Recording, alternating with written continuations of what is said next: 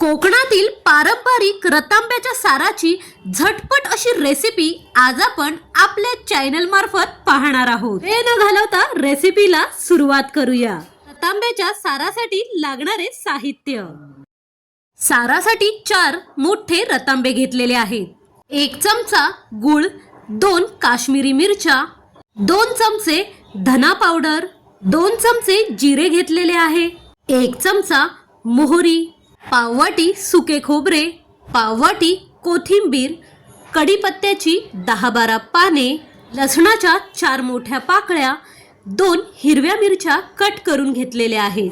साहित्यांमध्ये गुळाऐवजी तुम्ही 1 चमचा साखरेचा वापर केला तरी चालेल। कमी जास्त तिखट अंदाजानुसार मिरच्यांचा वापर करावा। सर्वप्रथम रतांबे आपण स्वच्छ धुवून घेतले आणि अशाच प्रकारे देठाजवळून प्रत्येक रतांबा हाताने फोडून रतांब्याची साले आणि गर विभिन्न केले।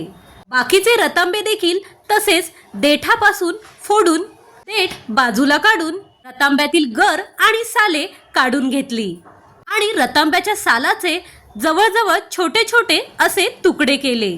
आपल्या घरात वापरात येणारी कोकमे ही रतांब्यापासूनच बनली जातात। अशाच प्रकारे उर्वरित सर्व रतांबे आपण फोडून घेतले आहेत। उन्हाळ्यामध्ये गावोगावी घराघरांमध्ये रतांब्याचे सार हे बनवले जाते, जे पित्तनाशक आहे। 5 कप या प्रमाणात पातेल्यात पाणी गरम करत ठेवले।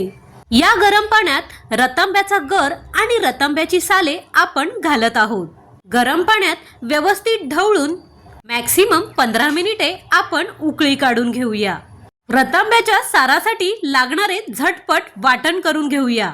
मिक्सर मध्ये पाववाटी सुके खोबरे घातले, यानंतर लसणाच्या 4 पाकळ्या, 2 कट केलेल्या हिरव्या मिरच्या, पाववाटी कोथिंबीर।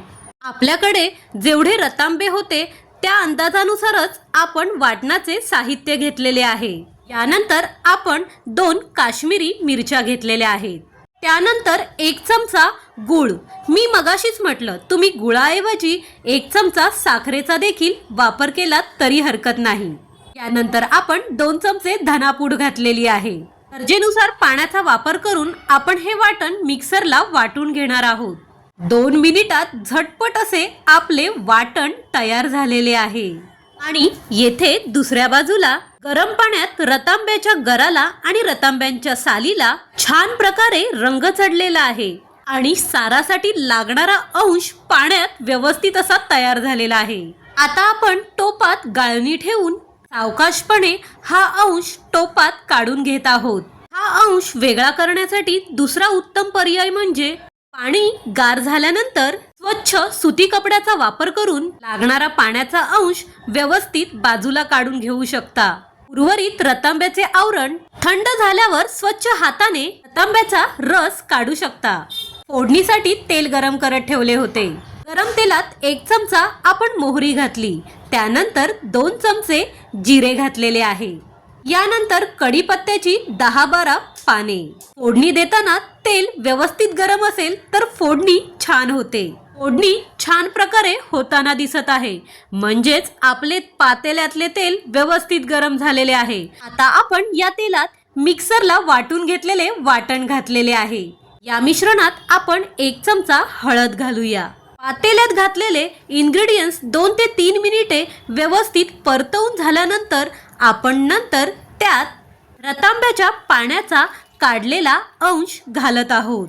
अशा प्रकारे रतांब्याचे पाणी व्यवस्थित इन्ग्रेडियंट्स मध्ये मिक्स झालेले आहे। नेहमीप्रमाणेच आपण शेवटी मीठ घालत आहोत।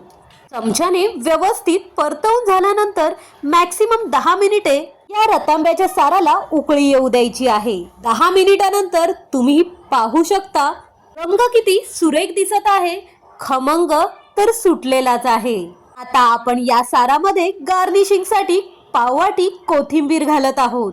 रतांब्याचे सार हे पित्तनाशक आहे, जे आपल्या आरोग्यासाठी फायदेशीर आहे। अशा प्रकारे रतांब्याच्या साराची झटपट रेसिपी रेडी आहे। आज ही रतांब्याची रेसिपी करताना जणू कोकणातील दिवसच आठवले। कोकणातील गावाकडची काकी अशाच प्रकारे रतांबे फोडून उन्हाळ्यात कोकमे बनवायची। घरातील वापरासाठी आम्ही तीच कोकमे वापरायचो। कणकवलीच्या बाजारात ती विक्रीसाठी द्यायची. आपल्या चॅनल वरून मिळणारी माहिती बहुमोलाची वाटल्यास तुमच्या मित्रमैत्रिणींपर्यंत नक्की शेअर करा. व्हिडिओ घेऊन लवकरच भेटू. तोपर्यंत थँक्यू सो मच.